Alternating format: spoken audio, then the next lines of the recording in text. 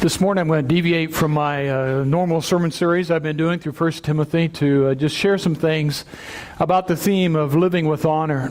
Found a quote that I thought was appropriate for today. It comes from actually a fireman, New York City fireman, somewhere around 1910. He said this: "I have no ambition in this world but one, and that is to be a firefighter. The position may, in the eyes of some, appear to be a lowly one, but we who know the work which the firefighter has to do believe that his is a noble calling. There is an adage which says nothing can be destroyed except by fire. We strive to preserve from destruction the wealth of the world, which is the product of the industry of man, necessary for the comfort of both the rich and the poor. We are defenders from fires of the art which has beautified the world, the product of the genius of men and the means of refinement of mankind.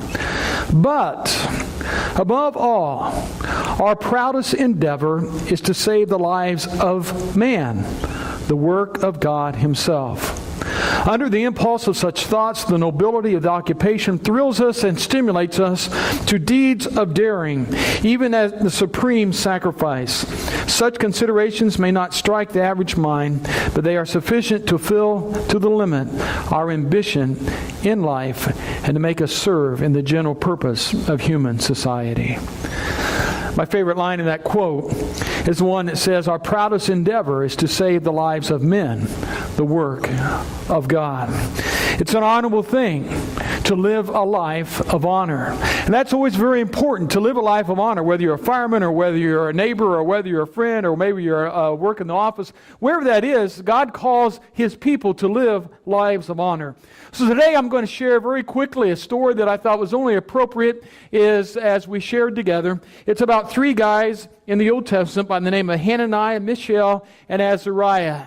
Now, you may not recognize those by the name, but you may hear the name Shadrach, Meshach, and Abednego, the guys that got thrown into a fiery furnace in the Old Testament. Now, what's unique about those, their name was changed because King Nebuchadnezzar of Babylon came over and he captured the city of Jerusalem and Judea there, the southern kingdom, around 597 BC. He took all the people back to Babylon, and then when he got there, he said, "All right, guys, I want you to go out. I want you to find 70 of the finest young men from the nobility families of the Jews and bring them into my courtyard, and we're going to train them, and we're going to raise them up to be leaders in our country." So that's what they did. And these men came and they went through the routine, but there were four of them actually that stood out. They all received a different name. The three, Shadrach, Meshach, and Abednego, began their lives, and the other was Daniel, from which this story comes. So we'll read the story in chapter 3 of Nebuchadnezzar. We're going to start off there, and then I'm going to read some. I'm going to just tell some, and hopefully we can learn some things about what it means to live a life of honor. It starts in chapter 3 of the book of Daniel, verses 1 and 2. King Nebuchadnezzar made a gold statue 90 feet tall and 9 feet wide and set it up on the plain of Dura in the province of Babylon. And he sent messengers to the high officers, officials, governors, advisors, treasurers, judges, magistrates, and all the provincial officials to come to the dedication of the statue he had set up. Now I got to thinking, how can that's a tall statue. How in the world can we put that in perspective? Well, one thing that I think we're all familiar with is a basketball goal. All right, here's a picture of a basketball goal. That's a 10-foot rim, and that's about an average guy, about 6 foot in comparison to a basketball goal. Now here's another perspective. Someone snapped this shot of me this week as I was warming up. Well, maybe not, but anyway, from the ground up, 10 foot tall. Well, if you take a basketball goal, this next picture shows you the size of the statue. It's about 9 basketball goals stacked on top. The little square there in the middle is a man. So this King Nebuchadnezzar, he was a pretty proud guy if he wanted a statue that big of himself. So he built this statue, and he decided, I'm so great, I want everybody in the country to bow down to me. Anytime we blow these instruments, their job is to bow down to me. Sound like a pretty good deal for him. So all the followers, all the guys that worked under him said, "Oh, that's a great plan, King. Let's go for that." Well, not quite everyone. And that's where the story of Shadrach, Meshach, and Abednego comes in. And there's some things I want to look at their lives today that I think can teach us to live a life of honor. And the first thing is simply this: to live a life of honor, or living a life of honor, means making right choices even in the small things. It means making right choices even in the small things. Here's what happened. In chapter 1 in the book of Daniel, the three guys and Daniel had a choice to make. It didn't seem like any big deal, but these three young men were raised as Jewish, those who believed all the different Jewish laws and regulations when it came to all the things they're supposed to eat, not supposed to eat. And you've heard of kosher, non-kosher. That's what that was all about. The king said to all these 70, he said, "You guys are my guys. You're going to get to eat whatever you want to eat from my table." In other words, the finest food in all the kingdom, it's yours. And about 66 of those guys said, "All right, this is great." But Daniel and his three friends, Shadrach, Meshach, and Abednego, said, "No, I cannot do that against my God, because that would be going against who they were."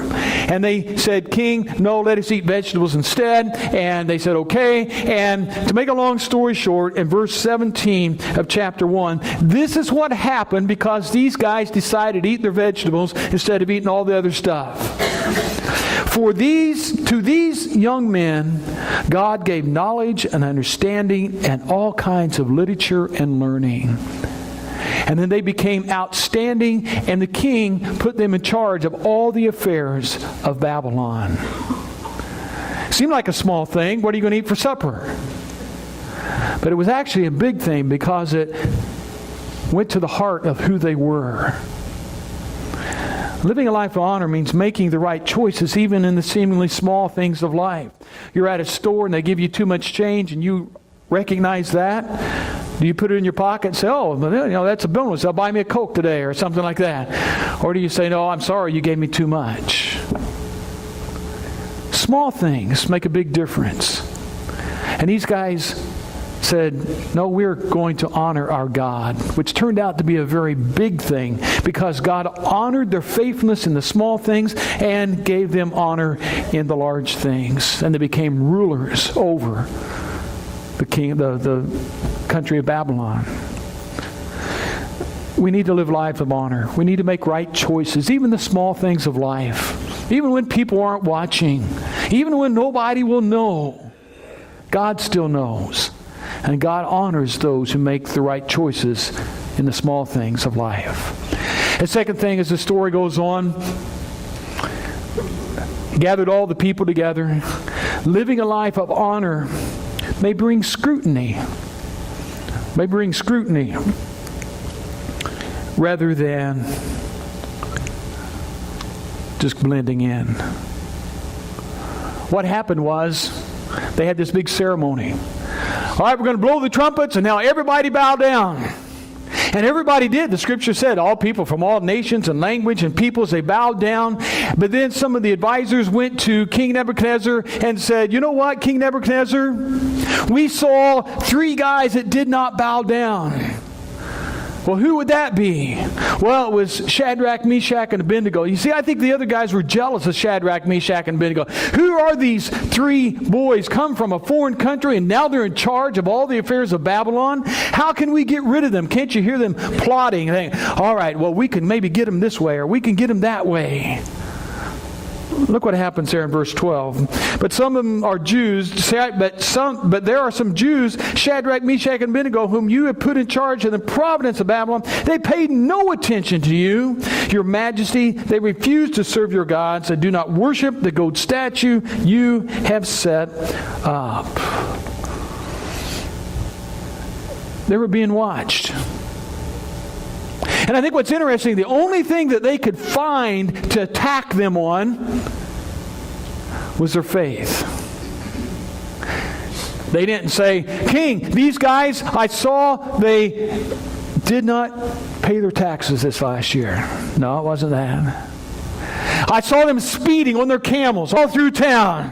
No, it wasn't that. It came down to they knew the only thing they could bring against these three guys' lives was the way they lived honorably before their God.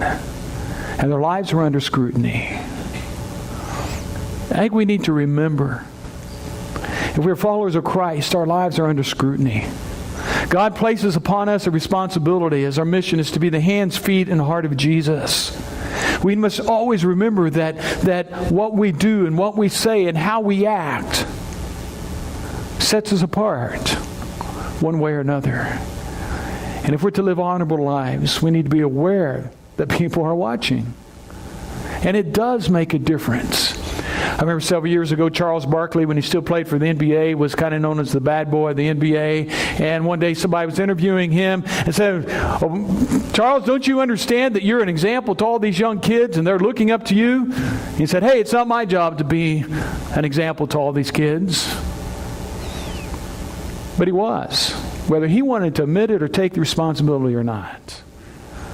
We have a responsibility to live honorably before our God.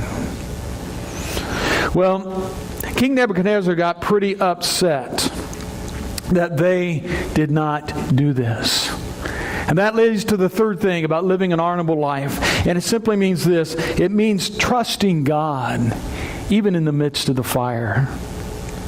Verse 17, after the guys ratted on Shadrach, Meshach, and Abednego, the king was outraged. And he said, "Fire up the furnace." In fact, fire it up 7 times hotter than it normally is. And get these 3 guys, and we're going to throw them in the furnace. So they dragged the 3 guys in front of the king. The king pronounced the sentence to them, and then this is what happened. Verse 17, "If we are thrown into the blazing furnace, the God whom we serve is able to save us. He will rescue us from your power, your majesty. But even if he doesn't, we want to make it clear to you, your majesty, that we will never serve gods or worship the gold statue you have set up." You've got to admire them for that. 3 young men, slaves, literally, in Babylon, even though we're put in charge of things, they were still slaves. They're standing in front of the guy that has the power to terminate their life. And it's not a pleasant termination because they're going to be thrown into a fiery furnace. They said, "King Nebuchadnezzar, we really don't care what you have to say. We're not going to bow down to this gold statue. Go ahead and throw us in the fire." And that's exactly what happened. He had them bound up. They had all their clothes on, had them bound up, had the guards. He says, the text there says he got some of his strongest men in the kingdom, bound them up, and he threw them in the fire. And the text says that the fire was so hot that those throwing him into the fire actually died. That's how hot the fire was. And as soon as they get thrown into the fire, something happened. Nebuchadnezzar is watching. And that leads to the fourth thing about living a life of honor. And it's simply this. Living a life of honor will impact your life and the lives of others. Verse 24. But suddenly King Nebuchadnezzar jumped up in amazement and exclaimed to his advisors, "Didn't we tie up 3 men and throw them into the fire, in the furnace?" "Yes, your majesty, we certainly did," they replied. "Look," Nebuchadnezzar shouted, "I see 4 men unbound walking around in the fire unharmed, and the 4th looks like a god." If you look at the result of what happened to Shadrach, Meshach, and Abednego, who lived a life of honor, when they were thrown into the furnace, when they faced literally their toughest time in life, God was with them, and He was faithful to them. Their lives were impacted because of their faithfulness. They were saved, literally saved. And I think it's because of the life they lived up to that point. They didn't wait until the guys were going like this to throw them in the fire, and they thought, "Uh-oh, we better get right." No, they lived a life of honor all those years leading up to that. And then when they were thrown in the fire, God honored them with that. And even Nebuchadnezzar's life was impacted because when they came out of the fire, they walked out. And he says that they did not even smell like smoke. None of the hair on their body was singed or anything. Verse 28, then Nebuchadnezzar said, praise the God of Shadrach, Meshach, and Abednego. He sent his angel to rescue his servants who trusted in him. They defied the king's command and were willing to die rather than serve or worship any god except their own. And the life of honor lived by Shadrach, Meshach, and Abednego impacted the most powerful man in the nation. And the king sends out a decree after that and says everybody must honor the God of Shadrach, Meshach, and Abednego. Does it make a difference how you live your life? Yes. Bottom line, I'm a bottom line type of guy. Yeah, it makes a big difference. And God has called us to live lives of honor. Now, one thing I didn't mention much of, which is interesting in this story, and I just want to kind of close with this thought. Did you catch that? There were 3 of them thrown in the fire, and how many did King Nebuchadnezzar see? 4. What's up here? Well, the text doesn't say any more than that.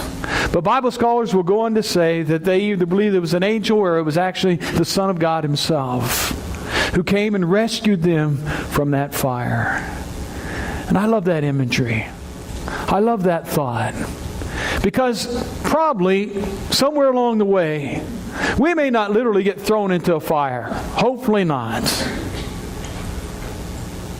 But somewhere along the way, we're going to face some tough times. We're going to feel some pressure. We're going to feel like our backs are against the wall. We're going to find that we don't know what to do. And it's at those times we need to hear the words of Jesus when he said in Matthew, come to me, all you who are weary and burdened, and I will give you rest. Let's live lives honorably so that God can be praised and glorified in all we do. Let's pray.